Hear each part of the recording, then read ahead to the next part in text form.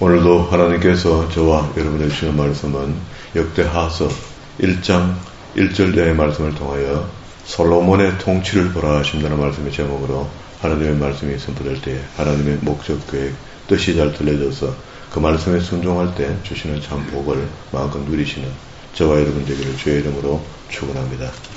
역대기상 하서 안에 보면은 앞에 사무엘 상서, 하서, 열왕기 상서, 하서 이렇게 내려오는 동안에 이건 압축돼서 기록됐다 하지만 여기에는 또 앞에 성경에는요 없던 것들이 여기 있어요. 그걸 보고 이제 특수한 자료다 이렇게 분리하면 되겠죠. 여기 2절부터 6절까지 오늘 읽었던 말씀 요거는요 앞에 성경에 없는 겁니다. 이렇게 놋재단이 만들어져 있었다 하는 것도 앞에서는 이런 이야기가 없거든요. 여기에 특수한 자료들이 군데군데 들어있는데 그 내용은 우리가 충분히 읽어보면 이해가 다 될 만한 그런 내용들입니다. 우리가 잘 아는 대로 솔로몬이 하나님의 은혜 가운데 왕권을 이어받고 난 뒤에 다시 죽었죠. 죽었으니까 솔로몬 시대가 열렸는데 7,000번제를 다 드리고 난 뒤에 다시 한번 그날 밤에 또 꿈으로 현몽하시고 이렇게 하잖아요. 두 분을 이렇게 크게 만나는데 1,000번제 이때 이제 우리가 이제 이해하기를 여기서 1,000번제 이렇게 이야기하면은 지금도 사마리아 유월절은 지금도 지켜지고 있거든요. 유대인 남한국 사람들이 쓸모없는 사람이다 짐승같이 생각했던 사마리아의 사람, 북왕국의 사람들이 그때부터 헤어지고 난 뒤에부터 벳엘과 단에다가 그 우상을 만들어 놓고 하나님을 경배한다 하면서 우상에다 절을 했잖아요. 그때는 예루살렘 성전에 가서만 예배가 가능했거든요.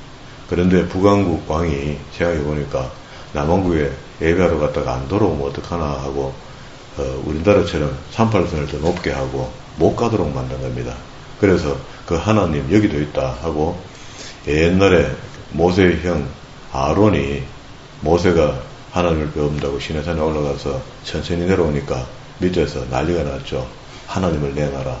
백성들이 울부짖으니까 그때 아론이 금을 가져오라 하고 금을 불에 던졌더니 송아지가 나왔대요. 그 금송아지가 남북이 갈라지고 난 뒤에 그때도 역시 르호보암과 여로보암의 대칭이잖아요. 북왕국의 일대 다시 남왕국의 일대 왕으로 솔로몬의 아들부터 만들어질 때 그때 우상이 만들어지거든요. 우상이 만들어지는데 여전히 그 위에 있던 그 우상입니다. 오경에 있었던 우상이 그대로 만들어졌고 그래서 이런 의미로 봤을 때 오늘날도 사람이 하나님 외에 또 다른 신을 섬긴다는 것은 전부 다 그렇게 우상으로 만들어지는 겁니다.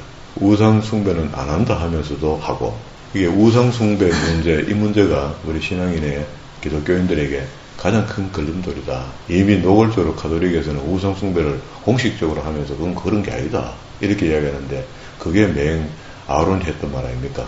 그리고 또 나중에 북왕국 왕이 했던 말 아닙니까? 이게 하나님 맞다. 지금도 여전히 형상을 만들지 말라 했는데 마리아의 형상을 만들어 놓고 그걸 갖다가 자기들 기념한대요. 성경에 마리아를 기념하는 소리가 어디 있노? 없는 걸 한단 말이야. 그러면 아니다. 그리고 이제 천마리 제사를 지금도 아까 이야기하다 걸로 돌아갔는데 사마리아에서 지금도 여전히 큰 양들을 쉐꺼덩이 긴 거 큰 거에다 꽂아갖고 땅을 이렇게 움푹하게 파서 거기다가 한 번에 수십 마리씩 번제로 태워요. 태우는데 우리나라의 여행사에서 기독교를 이해하는 사람이 안 그러겠습니까? 여행사에서 사마리아 유월절 관광 투어가 있습니다. 이스라엘에 여행을 가는데 유월절 되면 거기 가면은 막 온 천지에 양 굽는 냄새가 난다 하거든요. 그렇게 양을 1,000마리를 파샬로 나눠갖고 매일 한 마리씩 드리는 게 아니고 1,000마리를 한 번에 다 드린다. 우리 앞에서 봤잖아요. 다윗이 하나님께 3,000마리를 드렸죠. 그 한 목에 다 드리는 겁니다. 그러면 일수가 모자라면은요, 그날부터 일주일 동안 계속 드리는 겁니다. 연결해서. 사마리아에도 역시 지금도 그런 번제를 좀 드리고 있거든요. 그래서 1,000번제 이 말씀을 인용 잘못했다. 성경의 인용이라면 잘못 인용하고 있는 거다. 그렇게 우리 이해를 하면 되겠습니다. 10절에 주는 이제 내게 지혜와 지식을 주사 이 백성 앞에 출입하게 하옵소서. 1,000마리를 드렸더니 7절에 그날 밤에 하나님이 솔로몬에게 나타났죠. 나타나서 무엇을 원하느냐고 물었더니 솔로몬이 재산을 좀 많이 더 주세요. 나를 오래 살게 해주세요. 그것도 건강하게 해야 됩니다. 100세는 기본으로 넘어야 됩니다. 뭐 이런 거 이야기 하나도 안 하고요. 지혜와 지식을 주사 이 백성 앞에 출입하는 것. 그러니까 그때는 왕이 전부 다 재판을 냈거든요. 재판을 매일 열어줘야 되니까 아마 지혜로운 마음이 없이 젊은 사람이 하기가 힘들다 말이에요. 그래서 쉐마레프 이렇게 하면 잘 듣는 마음입니다. 잘 듣는 마음을 하나님 주시면은 판결을 잘 할 수 있도록 지혜만 주시면 그 일을 하겠습니다. 그래서 하나님이 뭘 원하냐 이렇게 할 때 지혜로운 마음을 주세요. 쉐마레프 이렇게 하니까 하나님이 감동합니다.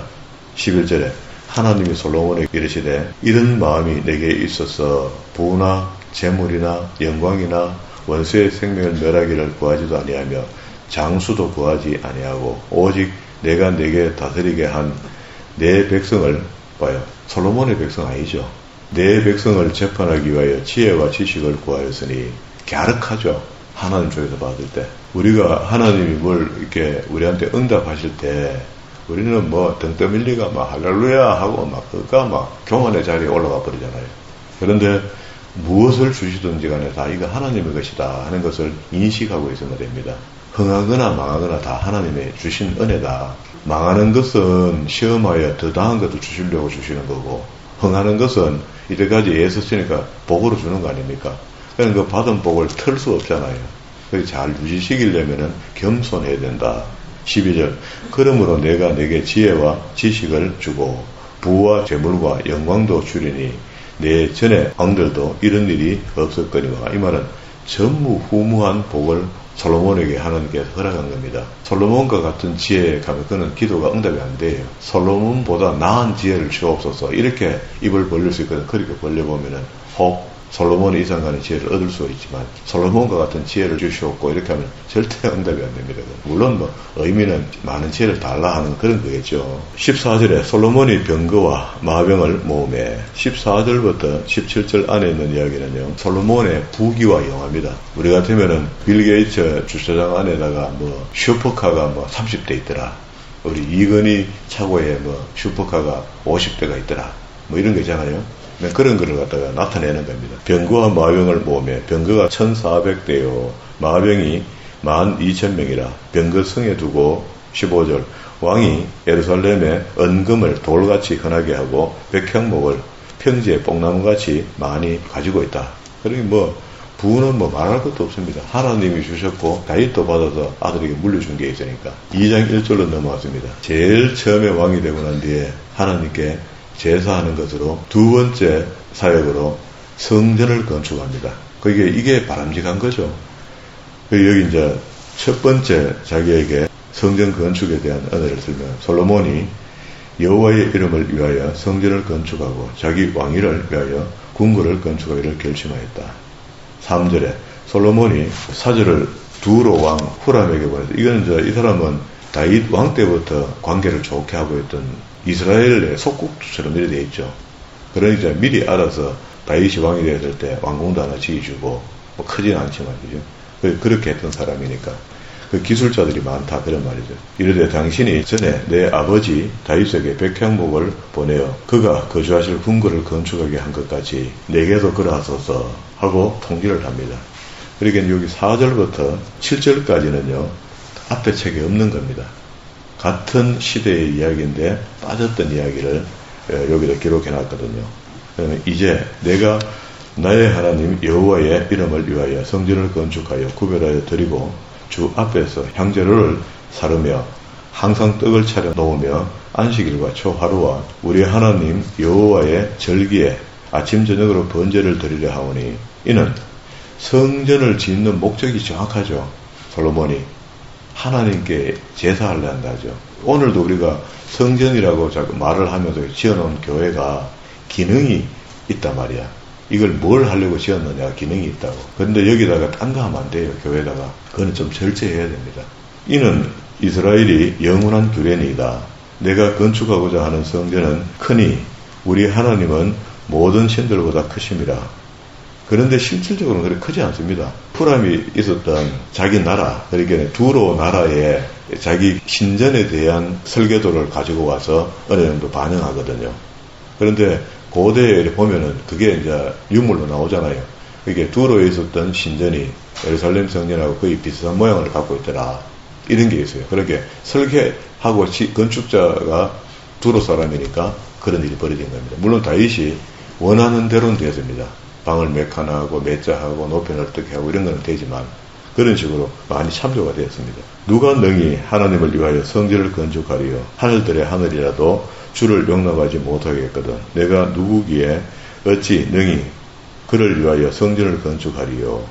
그 앞에 분향하려 할 따름입니다. 아주 겸손하죠. 거기 가서 내가 그저 향초 좀 올리는 거, 번제물을 드리는 장소로 내가 좀 사용하려 한다면 그런 정도밖에 내가 쓰지 못한다. 감히 어딜 나갈 수 있노. 이제 청하건대 당신은 금, 은, 동, 철을 제조하며 자색, 홍색, 청색 실로 직조하며 또 아로새길 줄 아는 재주 있는 사람 하나를 내게 보내어 내 아버지 다윗이 유다와 예루살렘에서 준비한 나의 재주 있는 사람들과 함께 일하게 하고, 여기까지는 특수한 자료가 그랬죠. 또 레바논의 백향목 잣나무, 거기는 좋은 나무들이 많으니까 목재들을 좀 보내달라. 9절 이제 이와 같이 나를 위하여 재물을 많이 준비하게 하소서. 내가 건축하려 하는 성전은 크고 화려할 것입니다.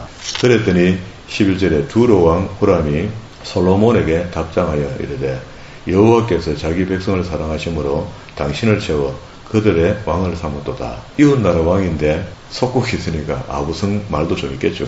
그래도 실질적으로 또 이래 보인 겁니다. 13절에 내가 이 재주 있고 총명한 사람을 보내오니 전에 내 아버지 후람에게 속하였던 자라.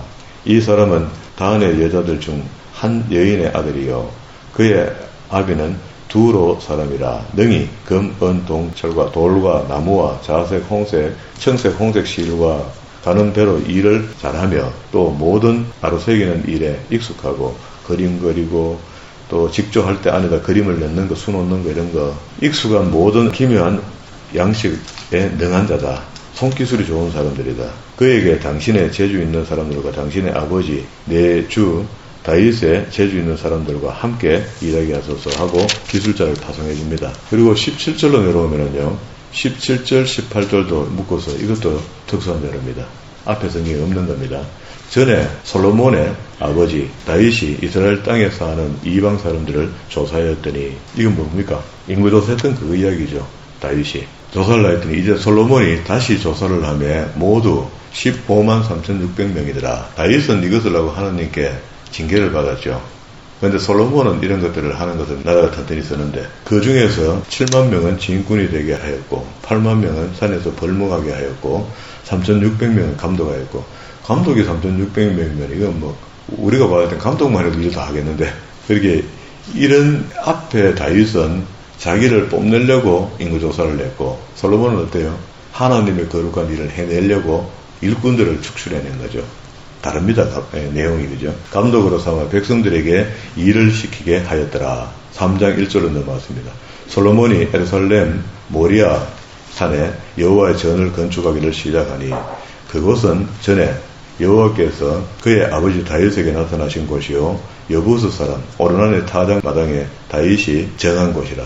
만약에 다윗이 이걸 돈 안 주고 샀으면 늘 찝찝합니다. 오늘날까지 찝찝할 겁니다. 여기 우리 기독교인들이 은혜 가운데 뭐 착취 비슷하게 얻어쓰는 그런 거 조심해야 돼요. 어지간하면 값을 치르는 게 좋습니다. 2절 솔로몬이 왕위에 오른 지 넷째 해 둘째 날 건축을 넷째 해 둘째 달에 둘째 날에 건축을 시작했다. 그리고 성전 짓는 거에 대한 디테일을 설명하는데 이거는 우리가 좀 석 지나가도 되겠죠. 3절에 솔로몬이 하나님의 전을 위하여 놓은 지대는 이러하다.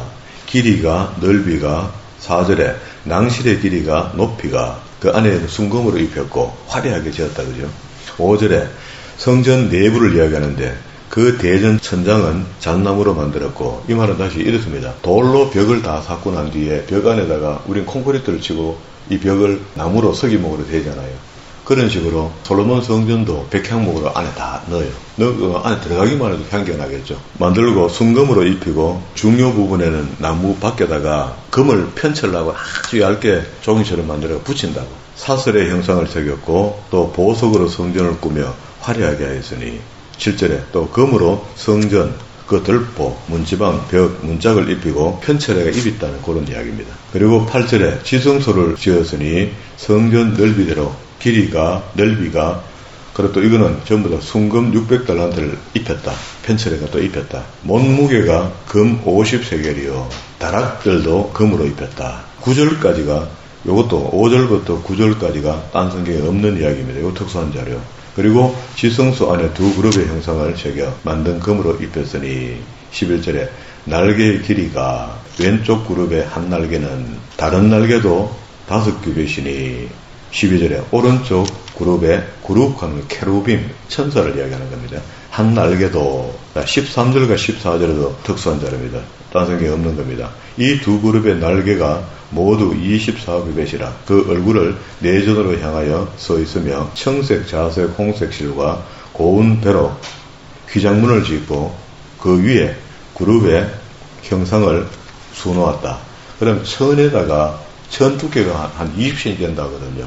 직조한다 하니까 우리는 5천 이런 거 이야기하는데 여기서 사용한 것은 휘장을 여인들이 전부 다 배틀에 짜는데 두께가 20cm. 그러니까 예수님 당시에 십자가에 못 박혀 돌아가지고 숨이 거둘 때에 성전 안에 있던 휘장이 위에서부터 아래로 갈라졌는데 그냥 천 날보라보란 게 짜져진 게 아니고 두께가 20cm가 돼요. 거기다가 안에 그림을 천사의 그림을 넣어 수놓았단 말이에요. 그게 위에서 갑자기 쫙 갈라진 겁니다. 그래서 구약 제사가 이제 완전히 없어졌다. 신약에 예수님께서 오셔서 시내산에서부터 예수님 오실 당시까지 드렸던 양들을 모두 다 대신하고 어린 양의 피라고 하는 예수 그리스도의 피로 그걸 대신하게 된 겁니다. 그래서 우리는 피를 가지고 나가는 것이 아니고 예수의 이름으로 하나님께 나가게 된 거죠. 바뀐 겁니다. 15절 성전 앞에 기둥 둘을 만들었으니 높이가 35규빗이요. 각 기둥 꼭대기에 머리가 5규빗이고 성소같이 사슬을 만들어서 그리고 또 성전 앞에 기둥을 씌웠는데 야긴과 보아스라 이름 붙였고요.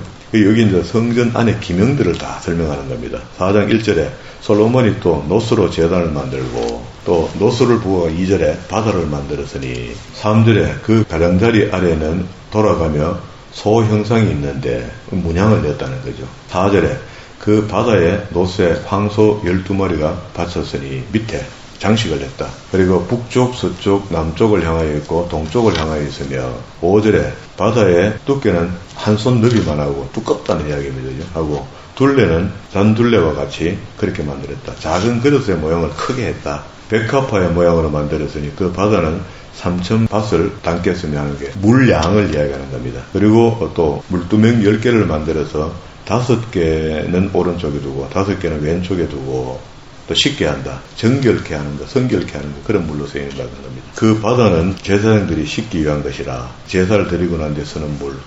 그리고 7절에는 또 규례대로 금으로 등잔대 10개를 만들어서 내전 안에 두고 또 8절에 상 10개를 만들어서 내전 안에 두었으니 그리고 또 8절 후미에 대접 100개를 만들었고 9절에 뜰과 큰 뜰, 또 뜰문을 만들고 그 문짝을 노스를 입혔고 안에는 금을 입혔고 외부로 나가는 문에는 노스를 입혔습니다. 왜 그러냐면은 비를 맞고 아니면 또 금이니까 탐욕이 생기면 누가 뜯어갈 수 있잖아요. 그리고 11절에 후람이 또 솥과 부삭과 대접을 만들었다. 뭐 기술자들이니까.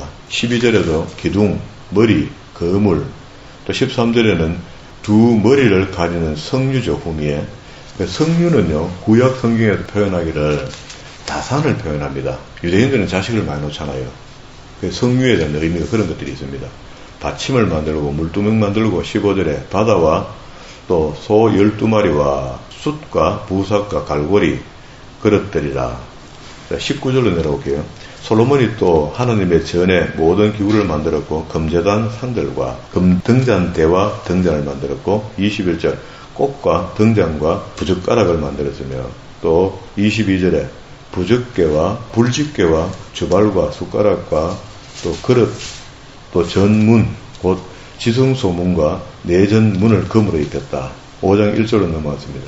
솔로몬이 여호와의 전을 위하여 만드는 모든 것을 마쳤다. 그러면 이제 완성이 된 거죠. 집이 다 만들어졌으니까 안에 내부 인테리어를 다 마쳤으니까 이제 해야 될 게 하나님의 위를 모셔오는 겁니다. 2절에 이에 솔로몬이 여호와의 언약궤를 다윗성 곳 시온에서부터 메어 올리고자 하여 이스라엘 장로들과 모든 지파의 우두머리 곧 이스라엘의 자손의 족장들을 다 예루살렘으로 소집하니 7째 달 절기 이스라엘의 모든 사람이 다 왕에게로 모이고 이스라엘 장로들이 이르며 레위 사람들이 궤를 매니라. 지난번처럼 성경 안 읽은 사람들은 그래 하잖아요. 읽었으니까 이렇게 안 합니다. 그죠? 6절에 솔로몬 왕과 그 앞에 모인 모든 이스라엘 회중이 그 앞에 양과 소로 제사를 드렸으니 그 수가 많아 기록할 수도 없고 셀 수도 없다. 어마어마한 사람이 모였다. 제사장들이 여호와의 언약궤를 그 처소로 메어 드렸으니 곧 본전 지성소 그룹의 날개 아래더라. 법궤가 그 속에 들어온 겁니다. 성막에 있던 법궤가. 제일 처음에 법궤가 들어오는 것으로 이거 이제 하나님의 집이다 하는 것을 천명하는 거죠. 10절에 궤 안에 두 돌판 외에는 아무것도 없으니 원래는 뭐가 들었습니까? 아론의 상난 지팡이, 만나, 그리고 10개의 명의 돌판 이렇게 이제 이까지 오다가 어디로 새pus다. 11절과 그걸 보고 아이러니하대요. 지금도 모른대요. 11절과 13절의 말씀도 특수한 자료입니다.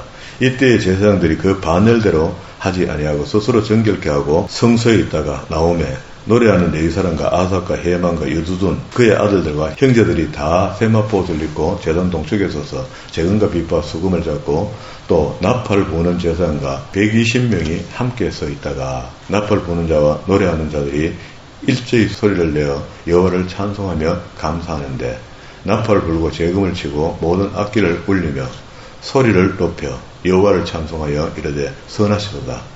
그의 자비하심이 영원하도다 하며 그때에 여호와의 전에 구름이 이걸 보고 셔키나 영광이 가득했다. 지난번 성막을 다 만들고 난 뒤에 하나님의 영광이 임하게 되니까 그게 구름이 자욱했다 했죠. 그리고 구름 기둥과 불 기둥의 인도하심이 있었다. 불 기둥은 밤, 구름 기둥은 낮. 그러니까 성전 중심으로 텐트를 치고 사는 사람들이 성전 위에 항상 구름이 이래 덮여 있으므로 낮에도 견딜만 했다. 오아시스 같이 그죠? 14절에 제사장이 그 구름으로 말미암아 능히 서서 섬기지 못하였으니 이는 여호와의 영광이 하나님의 전에 가득하더라. 이런 것들을 느끼보면은요, 교회 안에도 가끔씩 이런 것들이 있거든요. 하나님의 영광이 임하시는 것을 나 예배 인도하던 가운데 그런 것들을 보고 느끼고도 합니다. 그걸 뭐 어느 쪽으로 표현할 수 없어요. 이것도 역시 객관적입니다. 나 같은 목사가 믿음이 없을 때마다 하나님께서 그런 현상들을 느끼게 하고 보여지게 하고 깨닫게 하는 거라. 항상 하나님 너와 함께한다. 강하고 담대하라. 이런 것들을 푸시하는 것 같아요. 6장 1절로 넘어왔습니다. 이제 솔로몬의 봉헌사인데요. 그때 솔로몬이 이르되 여호와께서 깜깜한 데 계셨다 말씀하셨사오나 내가 주를 위하여 거하실 성전을 건축하여사오니 주께서 영원히 계실 처소로소이다 하고 얼굴을 돌려 이스라엘의 온 대중을 위하여 축복하니 그때에 이스라엘의 온 대중이 서 있더라. 전부 다 써가 있고 솔로몬이 이스라엘의 하나님 여호와를 송축할지어다. 여호와께서 그의 입으로 내 아버지 다윗에게 말씀하신 것을 이제 그의 손으로 이루으셨도다. 이러시기를 자기가 했다 안 하죠. 하나님이 하셨다. 그리고 쭉 내려오게 7절에 내 아버지 다윗이 이스라엘의 하나님 여호와의 이름을 위하여 성전을 건축할 마음이 있었더니 8절에 여호와께서 내 아버지 다윗에게 이르시되 내가 내 이름을 위하여 성전을 건축할 마음이 있으니 이 마음이 내게 있는 것이 좋도다. 우리 일평생 살면서 교회 안에 예를 들어서 이 강대상이 해집어져 갖고 너무 작든지 교회에 맞지 않아 갖고 바꿔야 되겠다 이렇게 하거든. 그런 거 기회 오면 행편이 되거든. 금방 하는 겁니다. 이 교회 안에 한 교회에 강대상 하나밖에 없어요. 어떤 것들은 보면 교회 기물이 아주 중요한 것들이 있습니다. 귀한 게 있다고. 그런 것들이 기회가 오면 그 찬스를 놓치면 그 어리석은 겁니다. 그렇다고 해서 막무가내 봉사하라 헌신하라 하는 그런 게 아니고 뜻이 있어 생각이 있어 또 행편이 되거든. 그렇게 하는 게 좋습니다. 그게 솔로몬이 이제 그런 마음이거든요. 이게 드렸던 게. 그러면서 10절에 이제 여호와의 말씀하신 대로 다 이루었도다. 내가 여호와께서 말씀하신 대로 10절 후미에 여호와의 이름을 위하여 성전을 건축하였고 11절 내가 또 그곳을 여호와께서 이스라엘 자손과 더불어 세우신 언약을 넣은 궤를 두었노라. 이걸로 해갖고 이제 완전히 봉헌식이 이제 되는 거라. 그러면서 그 봉헌식에 기도를 하는데요. 이 기도가 이제 감동입니다. 12절에 솔로몬이 여호와의 제단 앞에서 이스라엘 모든 회중과 마주 서서 그의 손을 펴니라. 솔로몬이 일찍 노스로 대를 만들었으니 13절 후미에 그가 그 위에 서서 이스라엘에 대하는 거는 강대상 이런 거 말입니다. 설 수 있는 곳, 높은 곳. 모든 회중 앞에서 무릎을 꿇고 하늘을 향하여 손을 펴고 이르되 이스라엘의 하나님 여호와의 천지에 주와 같은 신이 없나이다. 아멘입니다. 후미에 주의 종들에게 언약을 지키게 하시고 은혜를 베푸시나이다. 16절에 이스라엘 하나님 여호와께서 주께서 주의 종 내 아버지 다윗에게 말씀하시기를 후미에 내 율법대로 행하기만 하면 내게로부터 나서 이스라엘 왕위에 앉을 사람이 내 앞에서 끊어지지 않겠다. 그렇게 남왕국이 멸망하게 된 것은 하나님의 법을 안 지키고 우상숭배의 저자들이 있었기 때문에 멸망하게 만드는 거잖아요. 그게 하나님의 약속이 사실 그건 지켜진 겁니다. 그런즉 이스라엘의 하나님 여호와여 원하건대 주는 주의 종 다윗에게 하신 말씀이 확실하게 하옵소서. 18절 하나님이 참으로 사람과 함께 땅에 계시리까 보소서. 하늘과 하늘들의 하늘이라도 주를 용납하지 못하겠거든. 하물며 내 건축한 이 성전이오리까. 이게 창세기부터 계속 이야기하는 것은요. 하늘은 하늘 하나가 단수가 아니고 하늘들 이렇게 합니다. 그래서 바울이 이야기할 때 이런 말 하죠. 삼청청 이렇게 이야기하죠. 청청청이가 뭐가 있는 거라. 그렇게 우리가 보는 하늘 이것만 껍질만 봐서 안 되고 또 있는 것 같아요. 덜 하니까. 19절 그러나 나의 하나님 여호와여 주의 종의 기도와 간구를 돌아보시며 20절 후미에 이곳을 향하여 비는 기도를 들어옵시고 21절 주의 종과 주의 백성 이스라엘이 이곳을 향하여 기도할 때에 22절에 자, 기도입니다. 만일 어떤 사람이 그의 이웃에게 범죄하여 맹세시킴을 받고 그가 와서 이 성전에 있는 주의 제단 앞에서 맹세하거든. 여러 다양한 사람들이 교회에 올 것인데 오게 되거든. 누가 한번 봅시다. 두 번째 24절에 만일 주의 백성 이스라엘이 주께 범죄하여 적국 앞에 패망케 되므로 주의 몸된 성전에 와서 기도하거들라. 26절에 만일 그들이 주께 범죄함으로 말미암아 그들 하는 것은 전부 다 이스라엘을 이야기하는 겁니다. 말미암아 하늘이 닫히고 비가 내리지 않아 힘들어할 때 우리는 얼마 전에 보니까 기후제 지난다고 할거들이 나가 기도하고 있는데 우리 조상수법 내려오는 게 뭐가 있어서 하는 거죠. 여기도 역시 하늘이 문이 닫혀서 비가 안 오면은 성전에 와서 기도하거든 응답하게 달라는 겁니다. 28절에 네 번째 만일 이 땅에 기근이나 전병이나 있어서 곡식이 시들거나 깐뿌기가 메뚜기와 황충이 와서 또 황충이 나거나 적국이 와서 이 성읍들을 애워사거나 무슨 재앙이나 질병이 있거든 누구를 막느라고 와서 기도하거든 응답하게 달라. 32절에 주의 백성 이스라엘에 속하지 않는 이방인에게 대하여도 그들이 주의 큰 이름과 능한 손과 표심팔을 위하여 먼 지방에서 와서 이 성전에 향하여 기도하고 있거든. 그렇게 성전의 기능을 솔로몬이 하나님께 봉헌식 속에서 기도하는 것이 이런 겁니다. 이 성전의 효력을 이렇게 설명하는 거라. 그래서 저도 역시 그렇게 이야기합니다. 성전은 아니지만 성전 시대가 아니니까 예수 믿는 사람이 모여 하나님께 예배하는 예배당에 와서 이렇게 기도하거든. 여기 와서 기도하는 것들이 응답받게 해달라. 여섯 번째 34절에 주의 백성이 그 적국과 더불어 싸우고자 하여 주께서 보내신 길로 나아갈 때에 전쟁하러 나갈 때 신탁하러 오거든.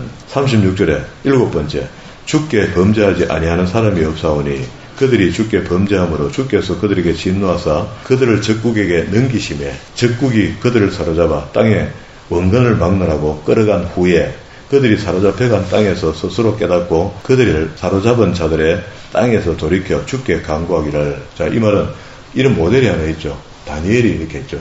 하루에 3번씩 예루살렘 성전을 향하여 문을 열어놓고 기도했다. 38절에 자기들을 사로잡아간 적국의 땅에서 온 마음과 온 뜻을 주께로 돌아와서 주께서 그들의 조상에게 주신 땅과 주께서 택하신 성과 내가 주의 이름을 위하여 건축한 성전이 있는 곳을 향하여 기도하거든. 우리가 생각하는 것보다 훨씬 더 이런 의미에서 봤을 때 교회의 기능이 있습니다. 있는데 이걸 갖다가 이렇게 존엄하게 우리가 이걸 우상화시키는 건 아니잖아요. 건물을. 이런 의미를 붙이면 성경에 기록된 것이니까 주는 계신 곳 하늘에서 그의 기도와 간구를 들으시고 그들의 일을 돌아보시며 주께서 범죄한 주의 백성들을 용서하옵소서. 자, 어떻습니까? 사로잡힌 간 곳에서 예루살렘 성을 향하여 기도하거든 또 그래서 회개하고 온 마음으로 다시 주께서 성전을 향하여 기도하거든. 그게 어려운 상태에서 하나님을 기억하고 하나님을 향하여 기도하는데 그 향하는 방향이 예루살렘 성전이 있는 곳이라고. 그걸 보고 동쪽이라 동쪽, 땅끝. 우리 한국이 성경에서 이야기하는 대로 땅끝 개가 동방 A지구 이거 이야기하는 게 아니고 그 항상 예루살렘 성전을 동쪽 끝이라 생각해요. 원래 그렇게 보는 겁니다. 40절과 42절에 이건 딴 책에 없는 겁니다. 특수한 자료. 나의 하나님이여 이제 이곳을 향하여 기도에 눈을 드시고 귀를 기울이소서. 여호와 하나님이여 일어나 들어가사 주의 능력의 괴와 함께 주의 평안한 처소에 계시옵소서. 여호와 하나님이여 원하옵건대 주의 제사장들에게 구원을 입히시고 또 주의 성도들에게 은혜를 기쁘게 하옵소서. 여호와 하나님이여 주의 기름 부음 받은 자에게 얼굴을 돌리지. 기름 부음 받은 자는 제사장도 되고 왕들도 되죠. 앞으로 나올 왕들. 얼굴을 돌리지 마시옵고 주의 종 다윗에게 베푸신 은총을 기억합소서 하였더라 하고, 요 기도는 다른 책에 앞에 책에는 안 나오는 걸 여기다가 특수한 자료를 옮겨놨는데, 이건 에스라가 이런 글들을 다 찾아서 낸 겁니다. 마지막에 솔로몬의 기도 마무리가 이렇게 됐구나 하는 것을 찾아서 역대기에는 기록한 거죠. 그리고 난 뒤에 이제 7장부터는 하나님의 불의 응답이 임하는데, 이 응답과 더불어 이제 낙성식이 끝이 나죠. 끝이 나고 난 뒤에 그날 밤에 집에 자는데 11절에 보면 솔로몬이 여호와의 전과 왕궁을 다 바치고 난 뒤에 봉헌식 끝나고 난 뒤에 잤더니 하나님이 만나줬다는 겁니다. 갸륵하죠. 잘했잖아요. 우리가 읽어봐도 하나 흠이 없고 잘한 것 같잖아요. 자, 이런 왕이 평강의 왕이 된 겁니다. 이런 왕이 평강의 왕이 된데도 불구하고 이도 재임기간이 전체가 40년이거든요. 솔로몬이 20년은 잘하고 20년은 1천 여인의 치마 포교사에서 번뇌하다가 하나님께 범죄하는 일이 있죠. 범죄했잖아요. 솔로몬도 1천 여인을 통해서 우상숭배의 당을 만들었다. 그리고 예루살렘 성전 맞은편에 만신전을 만들어서 거기다가 1천 여인이 시집올 때 가져왔던 드라빔들을 거기다 만들어 놓고 마음대로 섬기도록 허락한 겁니다. 그것뿐만 아니고 나중에 문하세 때 보면은요, 문하세 왕 때 보면은 우리나라 불국사에 다보탑 석가탑이 마당에 있는 것처럼 성전 앞에다가 달신, 해신을 우상을 만들어 놨습니다. 그러니까 이건 완전 엉망진창된 거죠. 우리는 온 시대를 한 권의 책으로 읽어 여기 천년을 왔다 갔다 하면 다 볼 수 있어 그렇지. 이스라엘 그때 당시의 사람들은요, 천년 전에 만났던 하나님이 천년 후에는 희미하게 됩니다. 희미하게 되는 것은요, 성경을 안 봐서 그래요. 우리도 20년, 30년 전에 뜨거웠는데, 뜨겁고 난 뒤에 그냥 은혜만 그것만 파먹고 계속 살다가 성경도 안 보고 대충 그렇게 살면은요, 나중에 하나님이 없는 것처럼 되고, 내가 믿고 싶은 대로 하나님을 믿기 시작하고, 내가 그리고 싶은 하나님을 그려놓고 믿게 되는 거죠. 그러면 우상숭배입니다. 매일같이 마귀는 우리에게 우리가 알고 있는 성경의 지식들을 지우려고 따라오고 있고, 우리는 매일같이 하나님의 말씀을 읽어서 그걸 선명하게 만들어 가야 돼요. 이 싸움은 죽을 때까지 평생 되는 겁니다. 천국 가는 날까지 이 싸움을 해야 된다고. 그러기 위해서 성경을 읽는 것을 게으르지 않게 하고, 또 성경을 읽기만 하는 것이 아니고 읽은 것을 행하는 데까지. 이미 우리는 구원받은 사람이고 하나님의 법을 배운 사람이니까 그 법을 준행하려 하니까 읽어야 되고 배워야 되고 행하는 것까지 해보는 겁니다. 이렇게 산다면 오늘 여기 솔로몬이 하나님께 드렸던 기도 너무 부럽지 않습니까? 하나님을 찬양하는데 우리도 이와 같은 찬양을 하나님께 드릴 수 있는 사람으로 우리의 삶이 바뀔 겁니다. 그런 하나님의 거룩한 사람 되어 하나님께 영광을 드리는 그런 믿음의 사람들이 다 되기를 주의 이름으로